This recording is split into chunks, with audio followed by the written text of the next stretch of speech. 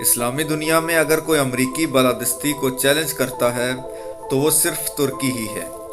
اس کی ایک مثال حال میں ہی دیکھنے کو آئی جب امریکہ نے اسرائیل میں اپنا سفارتخانہ مقبوضہ بیت المقدس منتقل کرنے کا اعلان کیا تو ترکی نے اسرائیل سے ڈپلومیٹک ریلیشن توڑ دیے۔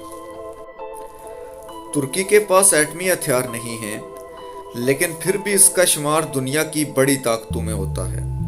آخر ترک قوم کی طاقت کیا ہے اور ترکی کتنا طاقتور ہے، آئیے ہم دیکھتے ہیں۔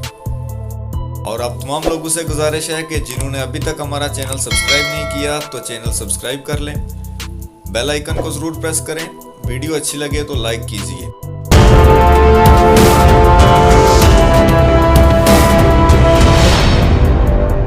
ویسے تو ترکی کا رقبہ پاکستان سے کم ہے، اس رقبے میں موجود پانی اور آبادی بھی پاکستان سے کم ہے، لیکن اس کے باوجود ترکی کی سب سے بڑی طاقت اس کا جغرافیہ ہی ہے۔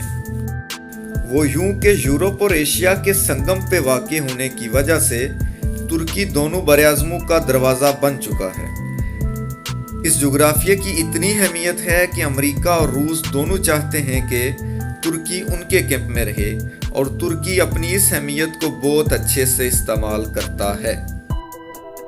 لیکن یہی جغرافیہ ترکی کی کمزوری بھی ہے، کیونکہ ہر سال ایشیا سے یورپ جانے کے خواہشمند لاکھوں لوگوں کا سیلاب ترکی میں آ جاتا ہے، جو ترکی کے لیے بڑا معاشی چیلنج کھڑا کر دیتا ہے۔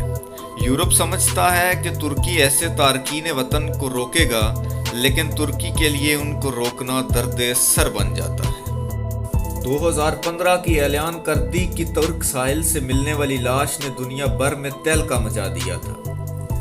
ترکی یورپی یونین کا رکن بننا چاہتا ہے، لیکن اس کا جغرافیہ ہی اس میں سب سے بڑی رکاوٹ بھی ہے، کیونکہ یورپی یونین کے شہری بغیر کسی ویزے کے پورے یورپ میں گھوم سکتے ہیں، اور اگر ترکی یورپی یونین کے ساتھ شامل ہو جاتا ہے تو ہر سال لاکھوں ایشیائی بھی بآسانی یورپ میں چلے جائیں گے۔ اس لیے ترکی کی سرتوڑ کوشش کے باوجود یورپی یونین اس کو اپنا رکن بنانے سے انکاری ہے۔ اور اگر معاشی لحاظ سے دیکھیں تو ترکی $863 بلین جی ڈی پی کے ساتھ دنیا کی 17ویں بڑی معاشی طاقت بھی ہے۔ ترک معیشت میں سیاحت ریڑھ کی ہڈی کی حیثیت رکھتی ہے۔ ہر سال 70 لاکھ سیاح دنیا بھر سے یہاں آتے ہیں۔ اس کے علاوہ ترکی میں گاڑیوں، الیکٹرانکس اور ٹیکسٹائل کی صنعت نے بھی بہت ترقی کی ہے۔ فوجی میدان میں ترکی کی اہمیت اور بھی زیادہ ہے۔ ترکی دنیا کی 8ویں بڑی طاقت ہے، جبکہ پاکستان 13ویں، بھارت 4تھی اور چین 3ری بڑی طاقت ہے۔ نیٹو کارکن ہونے کی وجہ سے کوئی ملک ترکی کے فوجی مفادات کو براہ راست نقصان نہیں پہنچا سکتا۔ ایسا کرنے سے اس کو مغربی فوجی اتحاد نیٹو سے بھی جنگ کرنا پڑے گی۔ نیٹو اتحاد میں امریکہ کے بعد سب سے بڑی فوج ترکی کی ہے، جس کی تعداد 4,10,000 ہے۔ ترکی کے پاس 1,018 لڑاکا طیارے ہیں۔ ترکی امریکی تعاون سے F-16 بھی بناتا ہے، جبکہ نیٹو رکن ہونے کی وجہ سے اسے ریڈار سے بچ کے اڑنے والے امریکی F-35 طیارے بھی ملیں گے، لیکن اس کے لیے امریکہ اور ترکی تعلقات کا ٹھیک ہونا ضروری ہے۔ امریکہ کی مخالفت ہونے کے باوجود ترکی واحد نیٹو کا رکن ملک ہے جو روس سے جدید میزائل ڈیفنس سسٹم خرید رہا ہے۔ جب امریکہ نے بیت المقدس کو اسرائیل کا دارالحکومت تسلیم کیا تو ترکی کے صدر رجب طیب اردوغان نے اسلامی ممالک کا اجلاس بلا کر بیت المقدس کو فلسطین کا دارالحکومت قرار دیا۔ ترکی کے اس اقدام نے مسلمانوں کے دل جیت لیے۔ تاہم جدید فوج اور معاشی طاقت کے باوجود ترکی تیزی سے مسائل کا شکار بھی ہو رہا ہے، جن میں 2 مسائل بہت بڑے ہیں۔ پہلا مسئلہ تو یہ ہے کہ ترکی کی کرد اقلیت نے آزادی کی تحریک شروع کر رکھی ہے۔ ان کردوں نے ترکی کی سرحد کے ساتھ شام اور عراق میں بھی اپنے فوجی اڈے قائم کر لیے ہیں۔ ترکی نے جوابی کارروائی کرتے ہوئے شام کے شمالی علاقہ جات پر قبضہ کر لیا ہے، اور عراق میں بھی اس کی فوج داخل ہو چکی ہے۔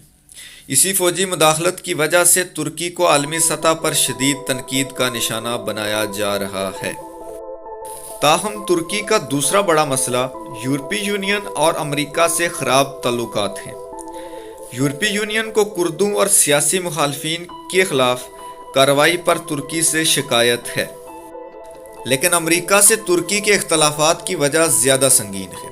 2016 में जब तुर्क अवाम ने फौजी बगावत को नाकाम बनाया तो इस साजिश का इल्ज़ाम तुर्की ने फतहुल्लाह गुलन पर लगाया था।